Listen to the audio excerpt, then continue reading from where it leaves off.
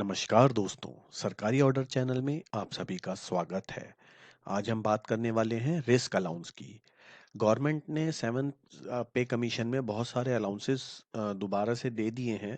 तो सभी अलाउंसेस की मैंने एक प्लेयर लिस्ट बना दी है अलाउंसेस के नाम से। उस प्लेयर लिस्ट में जाके आप देख सकते हैं ओवर टाइम अलाउंस, एक स्पेशल चाइल्ड केयर के लिए 3,000 रुपये पर मंथ का अलाउंस है। तो सभी अलाउंसेस के बारे में डिटेल्ड वीडियो है, आप वहाँ जाके देख सकते हैं। और आज हम बात करने वाले हैं रिस्क अलाउंस के बारे में। रिस्क अलाउंस क्या होता है? तो रिस्क जैसे हम समझ रहे हैं किसी भी चीज़ का खतरा। कोई हम काम करते हैं तो उससे होने वाले खतरों के एवज में हमारे को एक अलाउंस मिलता है, वो कहलाता है रिस्क अलाउंस। तो ये जो रिस्क अलाउंस मिलना है वो सेंट्रल गवर्नमेंट एम्प्लॉयज़ जो गवर्नमेंट एम्प्लॉयज़ हैं उनको मिलेगा जो हैजार्डियस ड्यूटी में लगे हुए हैं। जैसे कि किसी ऐसी जगह पे जहाँ से उनको कोई बीमारी लग सकती है, या उस काम को करने की वजह से उनकी हेल्थ पे कोई उसका इफेक्ट आता है, तो उन लोगों को ये रिस्क अलाउंस मिलेगा। तो ये रिस्क अलाउंस जो मिलना है उन्हीं सभी गवर्नमेंट एम्प्लॉयज़ को मिल रहा है जो हैजार्डियस ड्यूटी में लगे हुए हैं, जिनके हेल्थ को खतरा है, जिन अगर वो उस काम को करते हैं तो।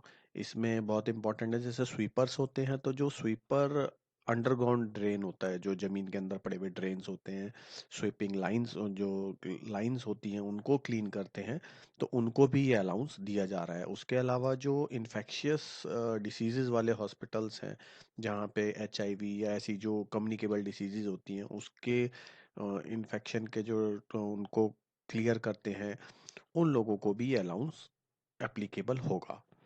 तो जो ये रिस्क अलाउंस है उसका जो रेट रहेगा वो रेट कुछ इस प्रकार से है। जैसे कि अनस्किल्ड वर्कर्स के लिए 90 रुपये, सेमी स्किल्ड वर्कर के लिए 133 रुपये पर मंथ। ये जो भी मैं रेट्स बता रहा हूँ ये पर मंथ के रेट हैं, रिवाइज रेट हैं। 3 नवंबर 2020 से ये एप्लीकेबल है रिवाइज रेट। जो अनस्किल्ड लेबर है उसके लिए 90 rupees month, semi skilled workers के लिए 135, स्किल्ड वर्कर के लिए 180 और सुपरवाइजर के लिए 225 रुपीज़ पर मंथ है। अब बात कर लेते हैं जो नॉन गस्टेड ऑफिसर्स हैं, जो नाइट्रोजेलोसिन प्रिपरेशन, ये वो लोग होते हैं। नाइट्रोजेलोसिन प्रिपरेशन आप सोचेंगे क्या है ये। नॉन गस्टेड और गस्टेड ऑफिसर के लिए जो रेट है 405 रुपये और 675 रुपये, 405 रुपीज़ एंड 675 रुपीज़। ये वो लोग होते हैं जो एक्सप्लोजिव वगैरह बनाते हैं, जो हमारी ऑर्डिनेंस फैक्ट्रियां होती हैं गवर्नमेंट की, उनके अंदर ये लोग काम करते हैं, तो उन लोगों को भी ये दिया गया है। और डेंजरस बिल्डिंग ऑफिसर्स उनको 900 रुपये के हिसाब से, पर मंथ के हिसाब से ये रिस्क अलाउंस दिया गया है। इसमें मैं बता दूं इसके अलावा भी बहुत सारे लोगों को ये एप्लीकेबल है। तो उसके लिए क्या प्रोसेस है वो हम पढ़ लेते हैं। तो जो तीसरा इन्होंने दिया है जो डेंजरस रिस्क अलाउंस है, सिमिलर कैटेगरी के गवर्नमेंट सर्वेंट्स को मिनिस्ट्री डिपार्टमेंट में भी दिया जा सकता है, जो सिमिलर कंडीशंस फॉलो करते हैं। जैसे कि सफाई कर्मचारी की मैंने आपको पहले ही बता दीजिए कि दी है कि अंडरग्राउंड जो ड्रेनेज सीवरेज सिस्टम होता है, जो सीवरेज लाइंस होती हैं, इन्फेक्शियस डिसीज हॉस्पिटल वगैरह होते हैं, तो अगर उस तरीके का कोई आदमी उस टाइप के डिपार्टमेंट में या सेम कैटेगरी के हजार्डस वर्क में इन्वॉल्व है, तो उसको भी एप्लीकेबल होता है। जो रिस्क अलाउंस है उसको पे की तरह कहीं भी ट्रीट नहीं करना है, वो पे के पार्ट में नहीं माना जाएगा, ये अलाउंस ही रहेगा। इसमें जो इम्पोर्टेंट बात है कि जो मैंने बताया आपको कि और लोगों को भी मिल सकता है, तो उसके लिए क्या प्रक्रिया, क्या फॉलो करनी होगी, क्या उसका तरीका होगा।